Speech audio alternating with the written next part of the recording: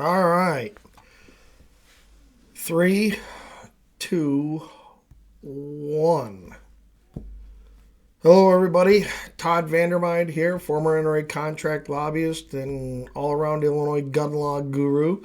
So, welcome back today. Just got back from downtown Chicago where I was testifying at a committee hearing on House Bill 5855. It was an interesting day. The long and the short of it is it's bread and circus. That's all this was, bread and circus. And there were some legislators trying to get some gotcha moments in for our side. They're trying to stack the deck, but it is what it is. And so I'm going to do a cut up of it a little later, take some of the testimony down and do all that. Wanted to give you. They're going to have more hearings, it sounds like. It sounds like they're going to bring some more panels in. I think they are aware that they have so skewed this. It's so lopsided with the number of panels for anti-gunners and the time devoted to them. And then they try to bum rush us through on all this. So today, the ISRA's lobbyist, Eddie Sullivan, testified. John Weber, the Illinois liaison for the NRA, testified. And I testified. My testimony was, I had two goals. One, explain the constitutional rulings to put it on the record that you've been told. Two, was to get in there and talk about compliance. And how are they going to get compliance on this issue when a lot of gun owners just won't. I think I made both those points. At the beginning of this, I don't know what was going on, but I haven't been in front of a committee for a while. I've done this 1,000 times, testifying on bills, and this was a little different because I wasn't there to pick it apart and get into all the technical minutia that is a bill and why you can't do this because this page and this definition says this. When you use these words together, they mean this, and that's all gonna put you over here, and this is the end result, and it's gonna ban all these guns. Like once upon a time, they had this thing about tubular magazines, and I said, well, this is a gun ban. And I put a positional paper out about that. And they said, this isn't a gun ban. I said, no, you said any magazine that holds X. And I pointed out to them that on Henry rifles and pistol caliber guns, that those magazines are permanently attached to the gun. Therefore, that was a gun ban. Those lever action guns were banned. Now you see an exemption written into this bill and a couple other bills like it that specifically take lever action tube-fed magazine guns out of the equation. They are listening. They are getting smarter. Hence the position that the gun groups have all taken, ISRA, NRA, the dealers, whoever, that Illinois carry and so on, that we are not going to pick apart the bill. And the problem for gun guys is, gun guys want to prove how smart they are. And at the end of the day, by you telling them these words together like this means this, you're just educating them on how to build a better mousetrap.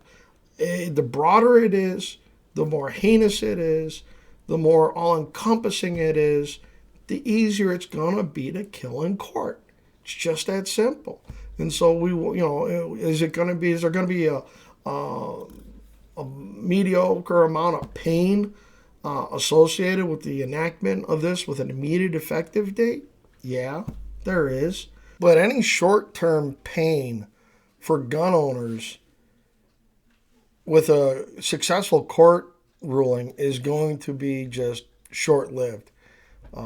We will do a lot better because the broader it is and we have the benefit of these other decisions that are out there, like the Rhode Island decision and the Oregon federal court decision about these judges who are just completely ignoring Heller and Bruin and all this stuff. So hearing was good today for our side. I think we got some licks in. We got a few things in there. It was kind of funny. At one point, Representative Stonebeck asked, do you know the Second Amendment? I said, yeah, 27 words. A well-regulated militia being necessary to the security of a free state, the right of the people to keep and bear arms shall not be infringed. And she was all a Twitter about the NRA having only put half of that, the right of the people to keep and bear arms, on their building, and then proceeded to ask, well, do you see individuals in self-defense in there? Yeah, the people. As in the first, the fourth, and the ninth, I think was my answer. She wanted to move on because she didn't want to get to bear, which means to wear, bear, or carry, as enumerated by the Supreme Court of the United States. She's trying to be too cute by half, and she just comes off as one bitter pill who just wanted to try to carve a pound of flesh out of the gun lobby and all that. So I'll have a better recap on that. Another video going to be coming out, I don't know, tonight or tomorrow. I just got the briefs from the Naperville case that were filed by the pro bono anti-gun attorneys on behalf of the city, and we couldn't hope for more dim-witted opposition that's in this. I'll preference it with that. I'm going to do a takedown of their 28-page brief, and I'll do a rundown on that some point tomorrow or whatever. And if we get that snowstorm, looks like I'm going to have a bunch of time. And by the way, if you see any video of me today in the hearing room or whatever, you will then understand why I always wear a baseball cap in my videos. So with that, guys, decent hearing today. Nothing new. There's some zingers. There's some funny points. And we'll do a complete recap a little later. They're still going to try something in lame duck session. But what I'm seeing on the faces of these legislators is they truly don't grasp this as to what they're actually proposing. So with that, as always, please like, subscribe, copy, paste, share this video around just to help us get to that magic number on views and pick up more subscribers. So as always, guys, frag out.